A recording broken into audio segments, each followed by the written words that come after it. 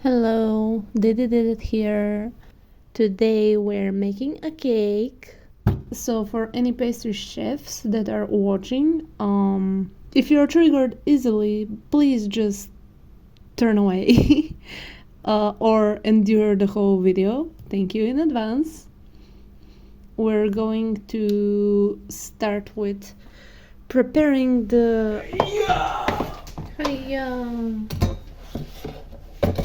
caramel portion of the cake. First off, to make the caramel, we shall be needing sugar.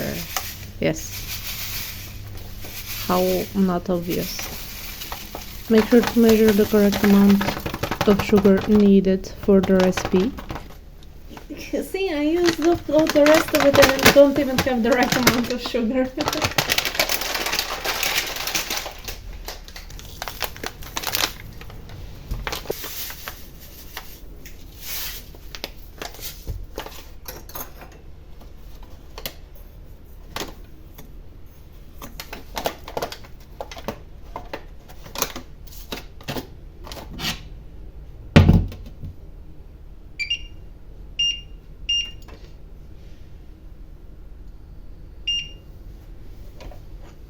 The other necessary ingredients for the caramel are going to be butter and cream and a jar in which to transfer the ready-made caramel in, so it doesn't take up all the space in my dish that I'm going to be using for cooking. For this caramel recipe, I shall be following the recipe tutorial from Prep Kitchen. I saw he has like 2 videos for caramel making. I like this one. I'm gonna link it underneath. Okay. Starting with watery flow of molten sugar, it has a crystal. Oh, water as well. Oh. We need the water to check the hardness of the caramel when it melts. My butter just melted. I literally had to struggle with my own self so friggin' hard. And of course it is not obvious at all through the video because it's internal. It's not gonna be visible. I usually wouldn't stir the sugar while caramelizing it. So quite a fight it was, yes. Anyways, I enjoy seeing how it actually looks like when it is in the process of melting, so I am letting you watch the same content I like seeing.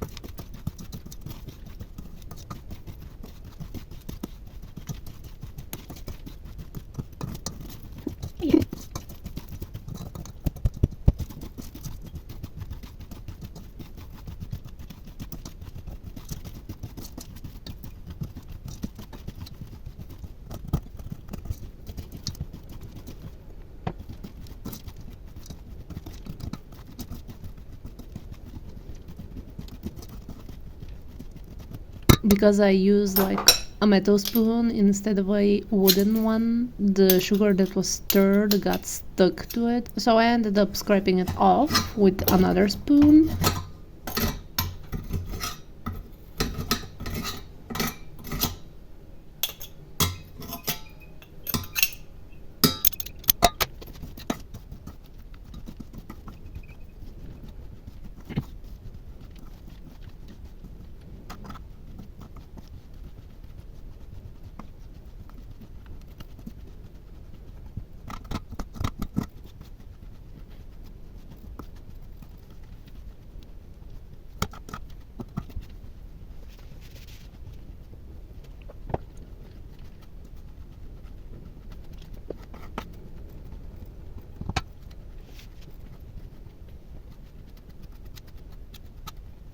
Look at that, it went from a rocky consistency to a liquidy consistency. Man, sugar is amazing. Pastry is amazing. Chemistry is amazing. I love chemistry. Even if I don't necessarily know the depths of the theoretics, chemistry is fun to watch. I guess physics as well, because they go hand in hand, but like, yeah, chemistry is more fun for me.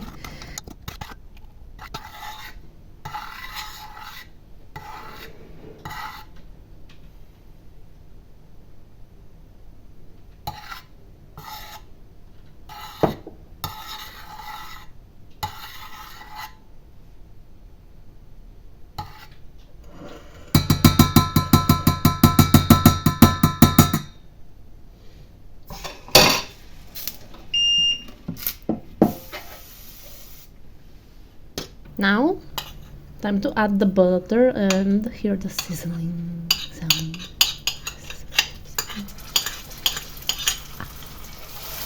Making sure to incorporate all of those buttery chunks.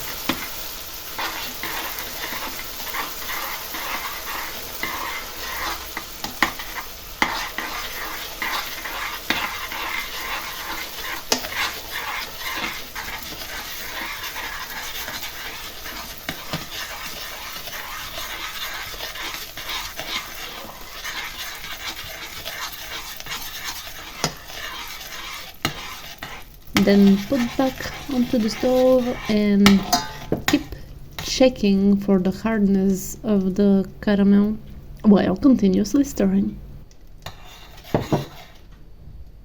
Stir until a boiling point, yeah?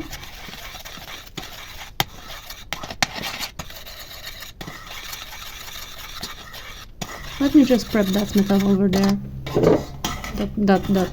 Cream, yeah, cream.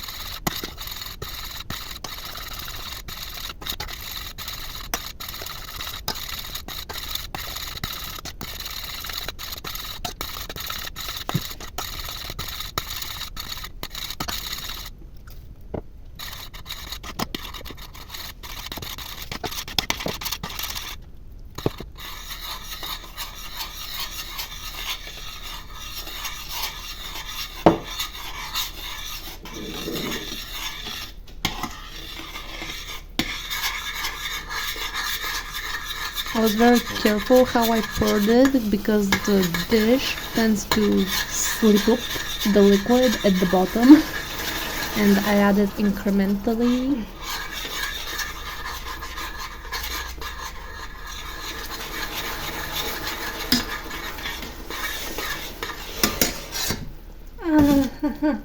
Kids, remember, never touch caramel with your bare hands. It's scorching hot.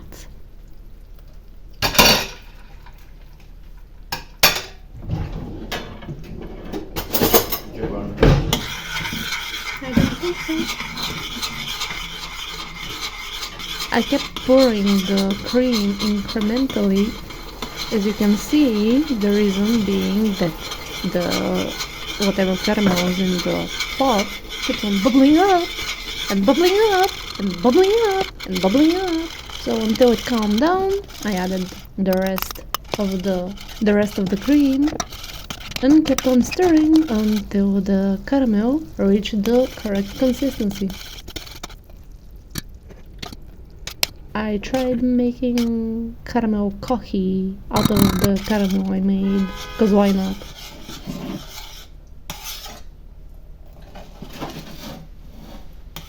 After all of that is done, it is time to transfer all of the caramel in the jar that we have prepared.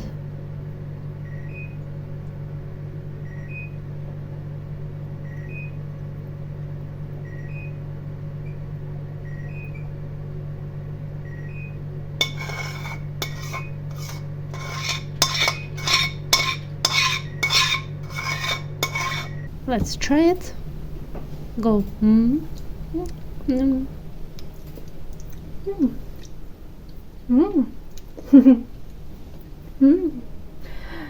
Did you notice anything out of ordinary compared to the tutorial I followed? No?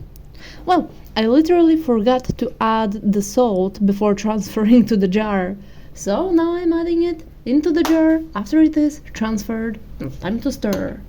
I have sea salt, but it's way too coarse, and I just don't want to deal with sea salt.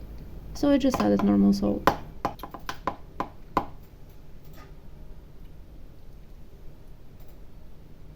Let me try that again. It's so good.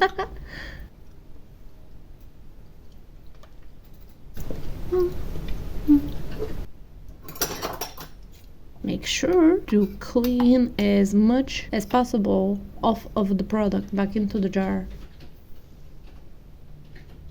Next step of the process is creating the filling cream for our cake. The caramel is for flavoring. We still have to have it prepared first because it needs technological time for cooling down, as every other component of this cake. As usual, we start with preparing and measuring our products that we're going to be using for the filling cream. The filling cream that I'm making is the simplest one of them all. Yes, we're about to catch Pokemon, okay. It's a basic pastry cream. What you need for a basic pastry cream is milk, cornstarch.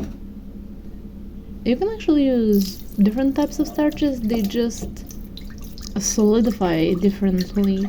You could also make it with regular old flour, but I like using cornstarch because makes it firmer. Yeah, that's the word. Cornstarch, sugar, egg, and that's about it. Now on the side I'm preparing the caramel I made, all cooled down and stuff. I've made this basic pastry creams enough times that I don't really necessarily need to measure the sugar. I just count the amount of spoons for the amount of sweetness I would like it to be, keeping in mind that I'm going to add additional caramel, which is going to increase its sweetness factor.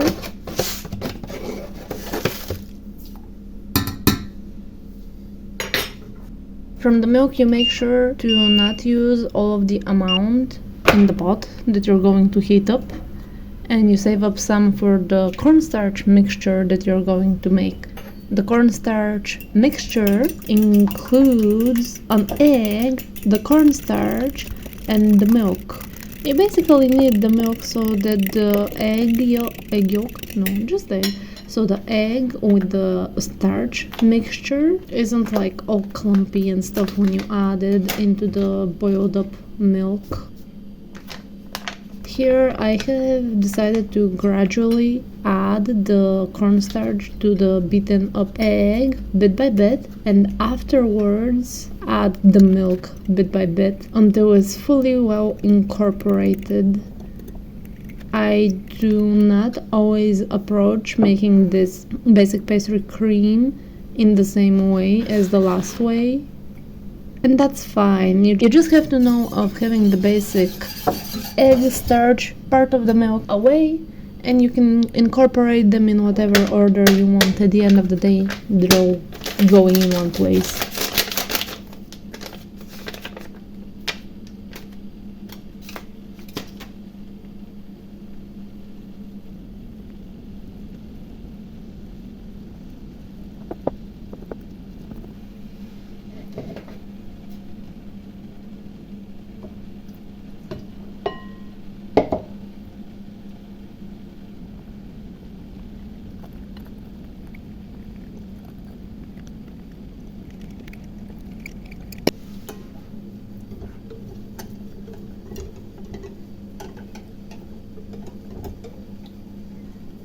I've added my coffee flavoring in the cornstarch mixture because I thought that having it heat up is gonna bring out the aromas of the coffee. Even though it is instant, I don't drink coffee. I'm making this for somebody else who barely drinks coffee. You saw the little amount I put.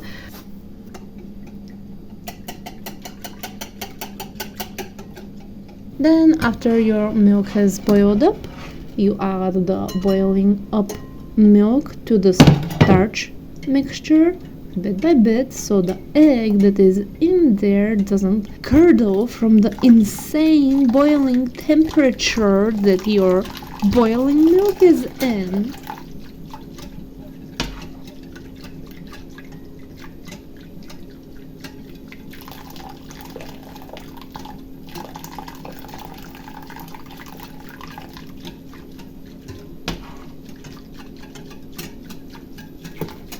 After you're satisfied with the amount you have filled in there, you could bit by bit return it back into the pot or pour all of the tempered mixture back into the pot in one go and keep on stirring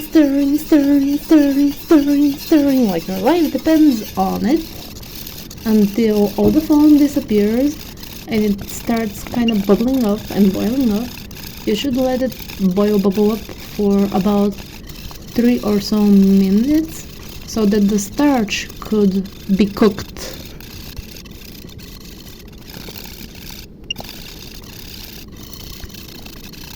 I've added the caramel part of the cream at a later point. I don't remember which one. I'll see later in the video. I'm reminding myself as well these stuff as I watch it, even though I'm the one who made it, I'm the one who edited. I don't have a great memory. After you're done with the basic pastry cream, you cover it up with some foil, making sure it touches the top of the cream. That way you're creating a protective film and assuring that no crust is going to develop on the cream. As the title of this chapter says, we're going to be creating the shape for our cake. Essentially, we're creating the mold. I had folded up already a parchment paper. I had to search through YouTube like a simple origami tutorial or something, how to make a box out of parchment paper. Why is the shape of the cake supposed to be rectangular? Is the question that actually begs asking. Very simply, the reason why I need a rectangular shape for a cake mold is that the shape I am going for is a sports field, a very specific sports field, and their field, as many other sports fields, is rectangular, not circular. Oh, you know what? I have no idea what kind of sports actually have a circular field. Maybe like a wrestling, like traditional wrestling field, but they're like uber small. And you have like a rectangle filled with circles going around. And that's the field in which you just have to make sure to not tap your feet out, otherwise you're out of the game, yeah? No? Well, whatever. So I made the shape, put some glasses around to ensure the shape keeps its shape, since the parchment paper is super flimsy. Then afterwards I use some acetate foil to make go around the inside of the shaped mold. The acetate foil helps with getting out the cake itself cleanly, since everything just sticks around it. It just comes out much cleaner. I use like a 60 by 40 centimeter acetate sheet, cut it in half, long ways, short ones. I don't know, you can see. I don't know terms. I don't know how to speak sometimes, most times, a lot of times. I could have easily quartered it instead of halving it, the acetate foil, and that would have been sufficient for the mold shape. However, I was unsure of how much the height of the cake is going to be. So I preferred having it taller than it should be rather than having it shorter on just right, simply ensuring myself about it. And out of these two halves I created a little rectangle and I taped it up where the ends meet. And since I didn't align it properly, I have had to readjust it a little bit. And that's about it. Yeah. It's a good thing that acetate foil can be shaped with clean corners. I was very, very, very, very happy about that. Also because I'm just bad at it. I didn't make the two halves evenly in width, which is why I had the problem to need to fix the rectangle that I got out of it.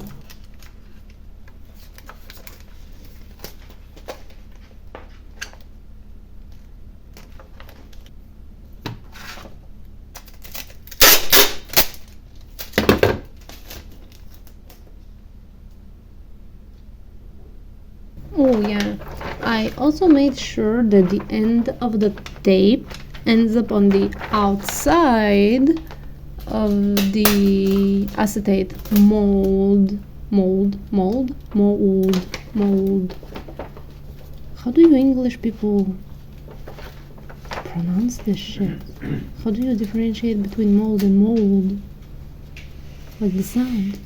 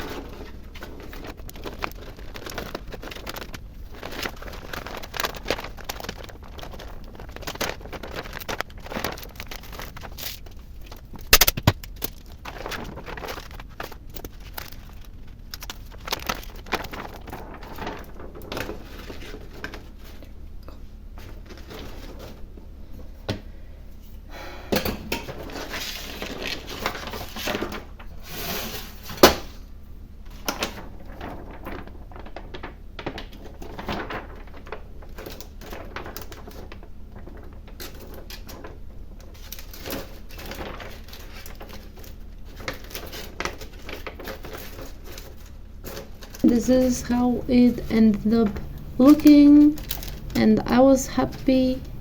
And this part of the preparations for the mold are complete. Up next we have the syrup necessary for the cake. Thinking about it, I think a lot of American cakes don't really use syrup for their cakes. But all my life I have seen and eaten syruped cakes, and they just add such a great moistness to the cake. It's not like too dry, too soggy, and you can flavor the syrup however you want. Here we're making coffee caramel syrup, which is just the substitute of a regular sugar syrup.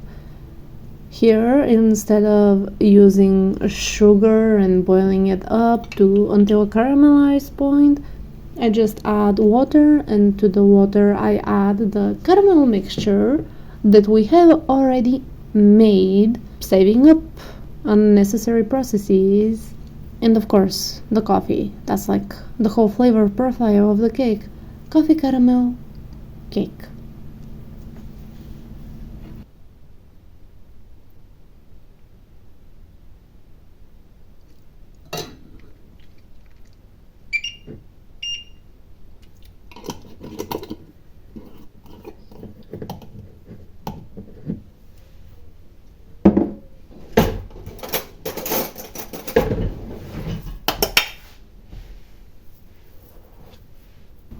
add the coffee.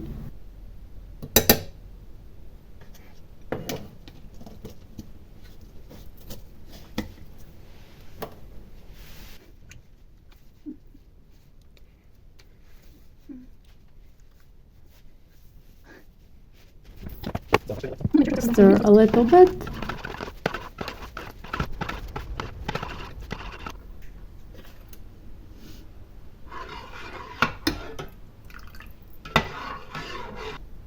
Check the taste.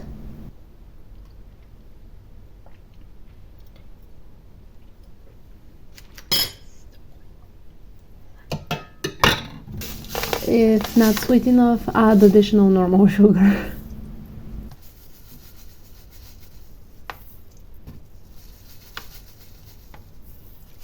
I made sure to let it boil up. I don't know if it was necessary, but I just felt safe doing that. Stir, stir, stir, stir, stir, stir, stir, stir, stir.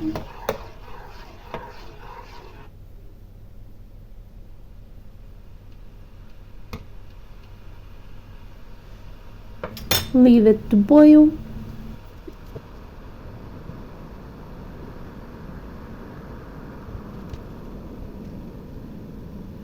Let milk things do milk things, like overflowing when you just stop looking at them for like 3 seconds or something.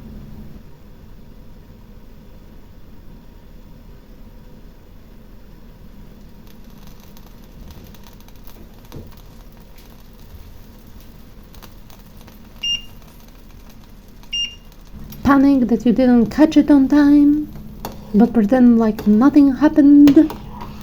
Keep on stirring for a little bit extra. Let it boil for a little bit extra.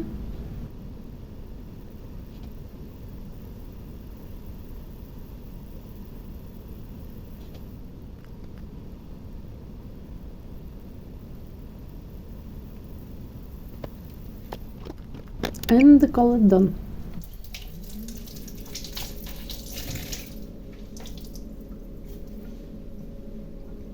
Don't forget to clean up any messes after yourself.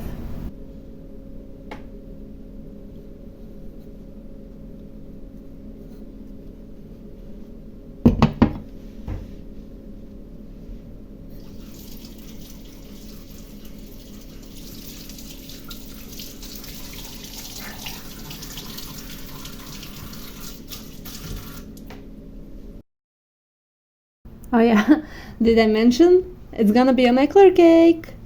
So, let us prep the eclairs.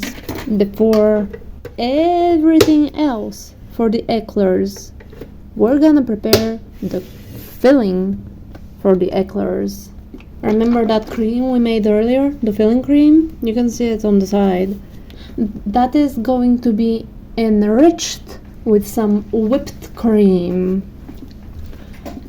Oh yeah, that reminds me. Sometimes you would add butter to enrich the basic pastry cream. In this case, I just decided to do whipped cream.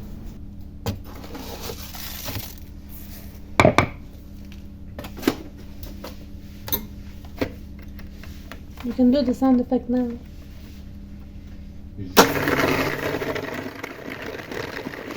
You sound like a mosquito. Wherever I use cream, I make sure to use at least a 35% fat cream.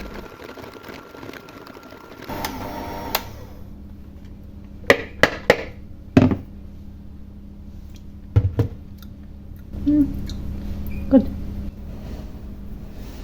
You can see here where I'm peeling off the foil, and the foil couldn't reach the cream.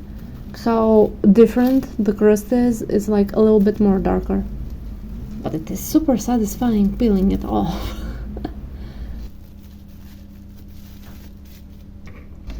Now we dip the cream so it's easier to incorporate the whipped cream. Look how jiggly it is. And add the smetana, the whipped cream, bit by bit. Or not too much bit by bit, like enough bit by bit. And go.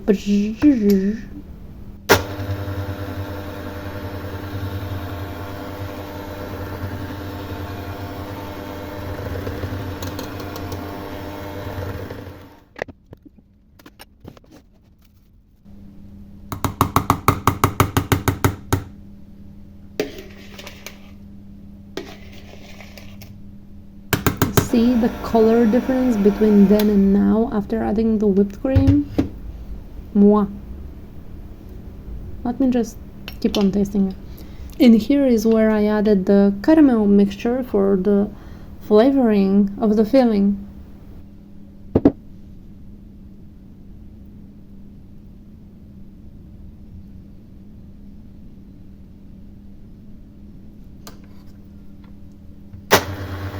We're returning some of that color back.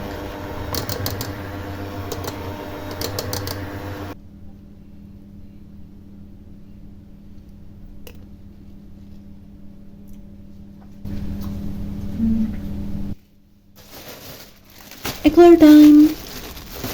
I did not make any of these eclairs, obviously. I was given this packet of ready-made eclairs, which I know are actually called profiteroles, but eclairs is much easier on my tongue to say, so I'm calling them eclairs. My mom gave me this whole pack of ready-made eclairs. I have no idea where she supplies herself from, but they're very good. Before filling the eclairs in, make sure to make holes from where the filling is gonna be coming in. I made them at the bottom. Probably a very stupid move to make to begin with, instead of making them at the top of the eclairs, because gravity. After all the holes are put in, I put them away because I'm gonna be using that tray for after I'm done with the filling.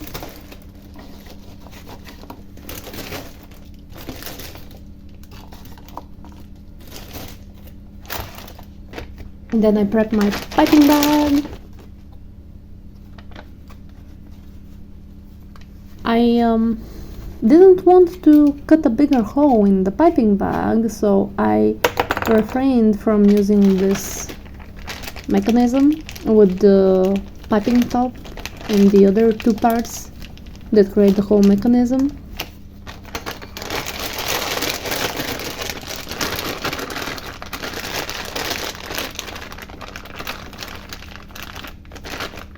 So I refrained, put just the piping top at the end of the piping bag, stirred the filling cream yet again because it got quite jiggly, and filled in the piping bag with the cream. Is there like just a word to say a piping bag, not words like piping bag to fill for a piping bag? Here is my very first eclair filling attempt. Very frustratingly, you can see the piping bag with the nib do that thing that the windows do, bending along with the wind, going so I had to reconsider and be like, oh man.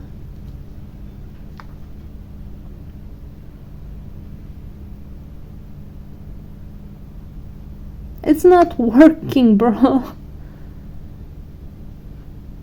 So much for trying to evade what I didn't want to do. Ending up doing what I didn't want to do at the very beginning. Essentially creating more work for myself, which was unnecessary.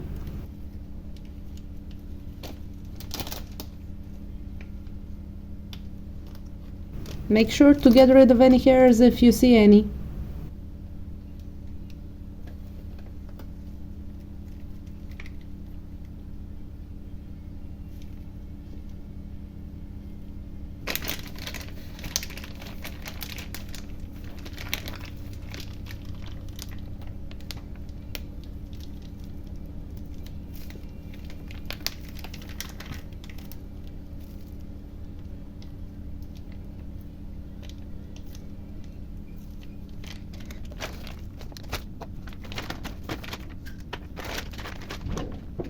ending up with the proper mechanism for the piping nib in the piping bag, I had lesser troubles with the bending of the filling for the eclairs.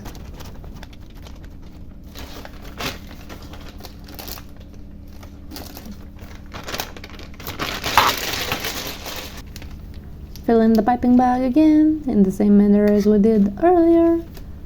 Fetch an eclair, fill it up with the cream. Be happy that the piping nib doesn't bend. Turn it bottom down, forget gravity exists. Turn it bottom up. Fill up another eclair, being happy that the piping nib doesn't bend the piping bag. Remember that gravity exists. Repeat.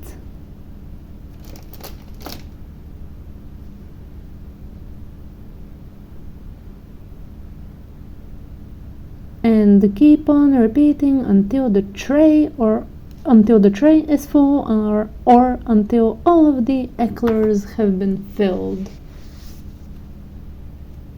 Later I actually regretted that I filled in all the eclairs. I should have just made the whole tray full with eclairs instead of filling all the eclairs, because I had to make extra cream.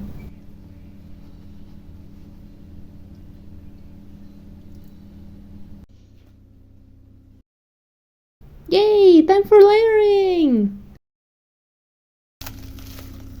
I made like 2 batches of the pastry cream. I made them different, but in the videos I checked, I didn't see what I made different. I just know at the time that I made them different somehow. I think it might have been the amount of coffee I had put in. Here, for the layering of the cake, we have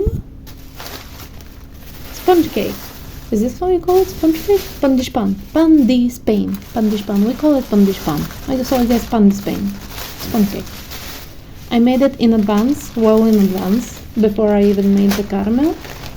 And then I freezed it, and when it was time got closer, I just took it out. But like, look at how bendy it is and how squishy it is. I'm so proud of it. In any case, what you would need to make a pan de Spain are eggs, sugar, and flour. Nothing else, just these 3 simple ingredients. The way to prepare it is you separate the egg yolk from the egg white and you put them into separate bowls.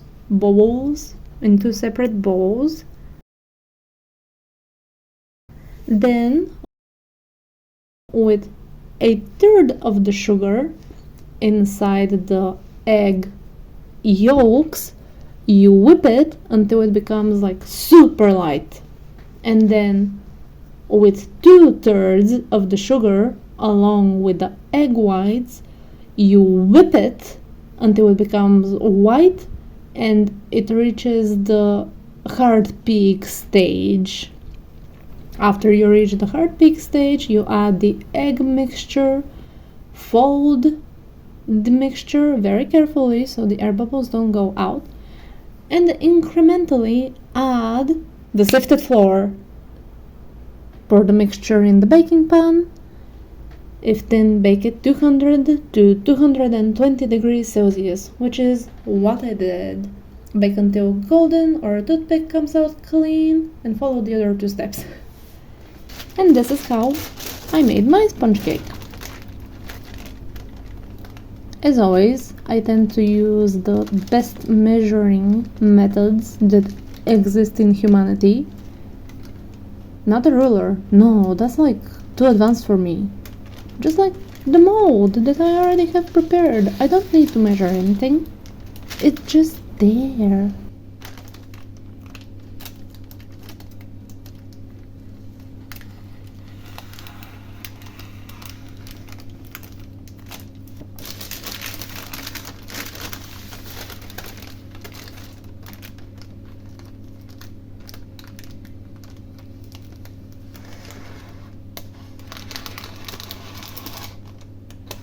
Since I'm making an eclair cake, I only need a bottom and a top layer that are going to keep hold of the cream and the eclairs and are going to maintain some structural integrity, which is why I only have 2 sheets of the pundispán.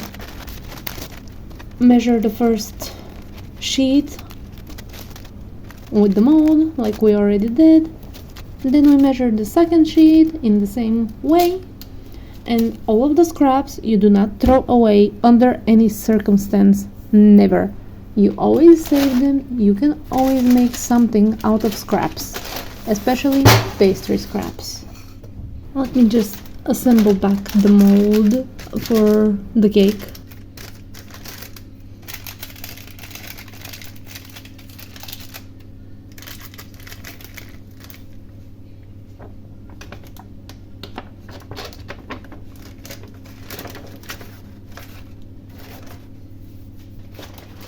And put my shaped pundispán inside the mold. This is going to be our bottom layer.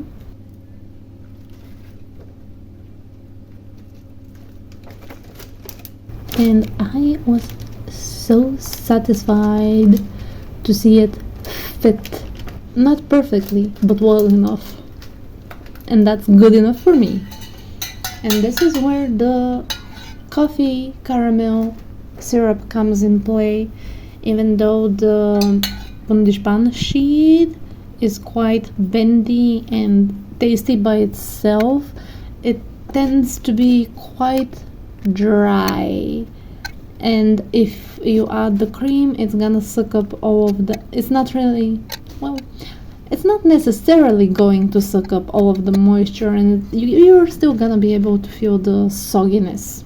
Before adding the eclairs, I add a simple layer of the filling cream on which the eclairs could stick onto without moving.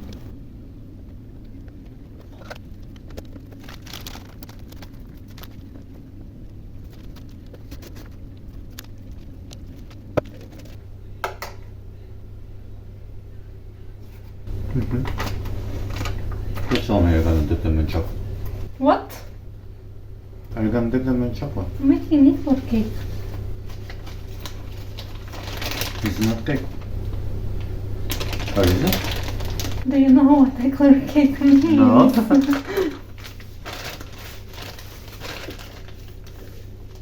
It's a cake that utilizes eclairs. Tell me what the domino.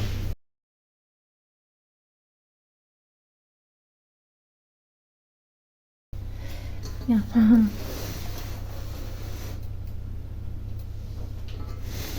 Time to put the eclairs. I begun putting them like a little bit more spaced apart since I wasn't very sure how much eclairs are gonna be needed for this. Much to my surprise, not a lot. And then I tightened them up so I could add as much as possible. Then I used up all the cream I had prepared to fill it in. It does not look appealing, the top layer. Not at all. Ugh. This is where I actually ran out of the filling cream I had made. So I made more on the side. You can see here me pouring the hot cream I made. I was like, oh, I guess I made it rest for a bit, but like, man, I shouldn't have filled in all the eclairs. I should have filled in one tray full of eclairs, like one row, not all of the eclairs. So, yeah, it happened, and it is good that it is possible to just work around with it. And we're done. We have our first layer for structural integrity, our cream layer for eclair stickiness, our eclair layer for eclair cake, our top layer for flavor layer, and our last layer for structural integrity. We syrup that layer as well, just so it could maintain the perfect amount of moistness. Moist, not soy, moist, very important.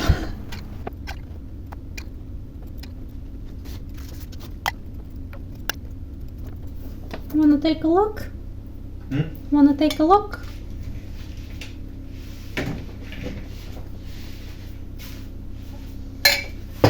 Since I don't have the perfect mold, I just did It make needs to be really flat for the ice build. Yeah, it also needs to be rounded in the corners. Can you make space in the refrigerator for this? Chill overnight. The next day, final touches. Oh, it doesn't look jiggly, so that's a relief. I just hope the smetana is gonna be enough. The whole cake is going to be covered up with smetana instead of buttercream, I guess. You could do different choices. I don't really enjoy the flavor of buttercream, especially when it hardens in the refrigerator, so I simply opted for good old whipped cream. And it is perfect since our playing field is a white field, a super white field. It's a hockey field. Of course it's white, so smetana is just the perfect choice.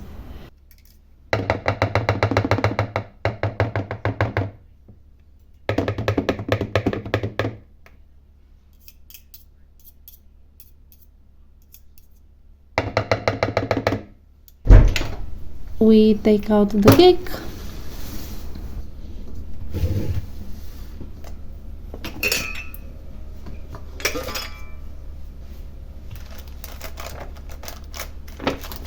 Struggle with the heaviness of it and then decide, let me take out the structure out of it. See how easy it is? There's some spillage, but it is better than what would have happened if there was no semblance of structural integrity. Flip over on another dish, winning over the weight of the cake. Take off the parchment paper that was our mold.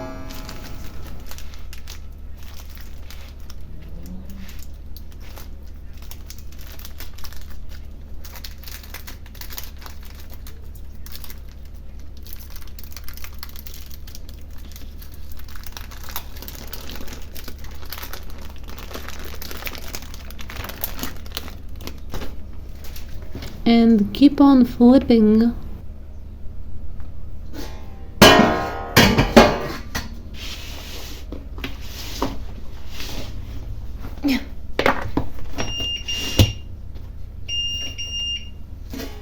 And use this as the dirty dish in which I shaped up the shape, gave it proper structure, if you will.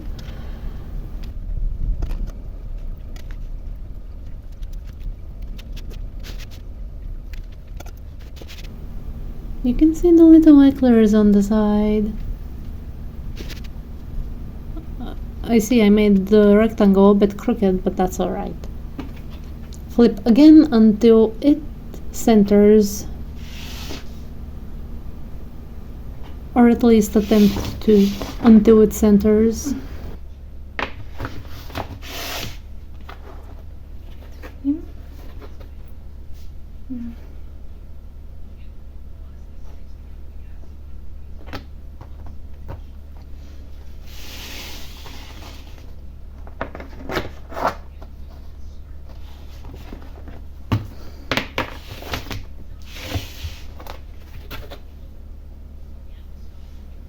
Earlier I had forgotten to do the corner cutouts, so I just did it after I had centered the cake to ensure I get the correct roundness of the corners. I used a cutting ring and all the scraps go into a bowl of scraps, and it creates a great hodgepodge of everything.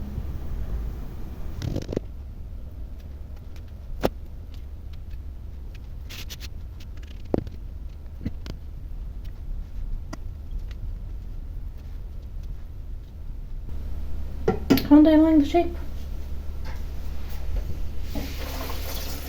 Yeah, looks good. Are you gonna smooth it? Smooth it? I would try to, at least. I'm not that good at it. Here is the hockey field I referenced for the cake.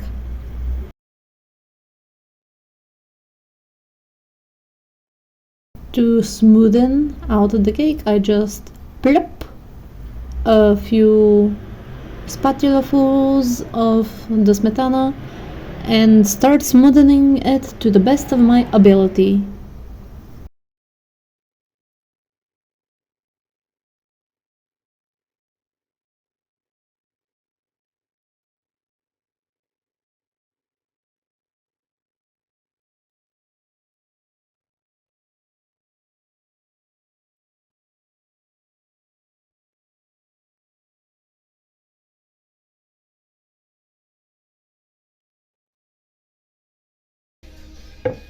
Well, this is as good as I can make it. What do you think? As I can make it. Yeah, looks good. Okay. Now, the fun part, transferring. The fun part, indeed, transferring, dreading it. Let me just give you the action of attempting, trying to transfer it in real time. Yeah? Yeah, okay, good. I think if I had 4 hands, it would have been so much easier because I could go around each corner and it would have been applied with the same amount of pressure. But I don't have 4 hands, I only got 2.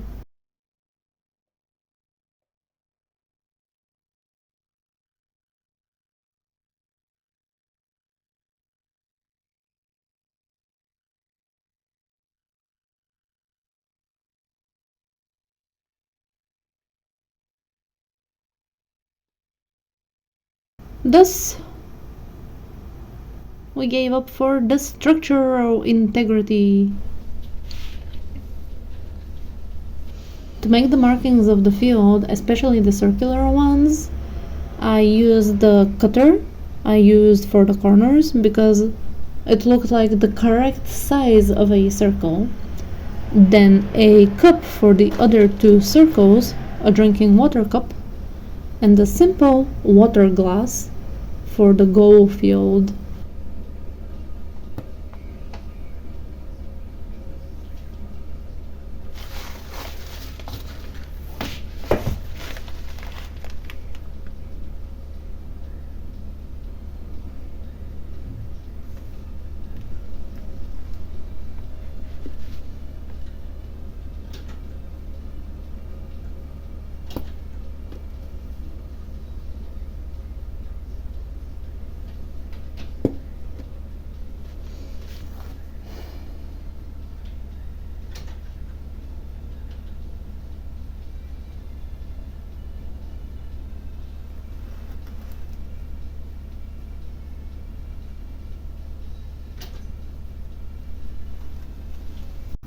I saved up some of the smetana I use for the smoothing, for coloring the parts that I'm going to be using to trace the field with.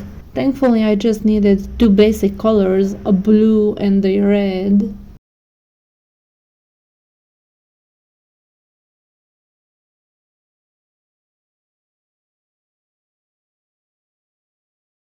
I just enjoy how you can see the transformative qualities when the colors gets mixed. And I had forgotten to mark the lines, so I just used a knife for creating the lines, a knife that was long enough and not too big for the cake. Yeah, simply like that. And as always, I use very precise measurements, eye measurements.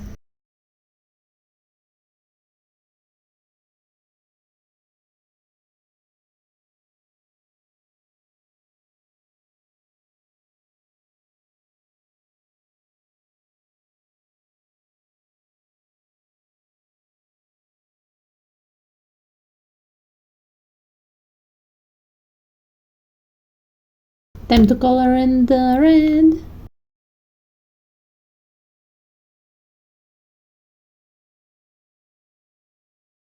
And just because of the quality of a red colorant in a white substance, it tends to be lightened up quite a lot, and that's not the red I am going for, which is on the field. So I add black to get the tone of red that I want. I added a bit too much black, so I ended up adding more red to reach the exact tone I need. All of these colorants are food safe, otherwise why would I use them? I started with the light blue, thinking that I will be able to fill in all the necessary fields with the light blue. I missed a little bit at the end, because in between coloring, used the same piping bag, and to prevent contamination, color contamination, I had washed the piping bag and made sure to clean it off of the moisture with kitchen towels, but I think I wasn't very successful in that. That is the reason why some color bleeding happened, and I think the reason why, I don't know if it's true or not, some of the whipping cream got grainier.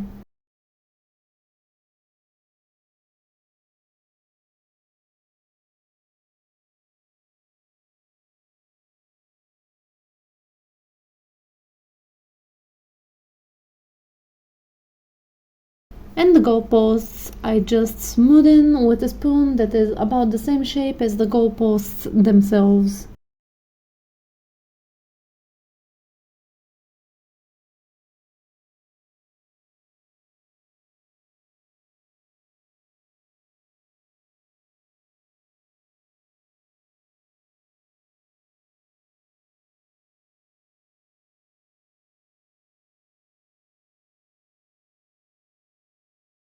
Here is where I kind of like, oh man, I forgot to do the circle first, because I was planning on doing the center dot with like a little spoony thing. And this is the finished cake. Here's the top view, a bit on the side.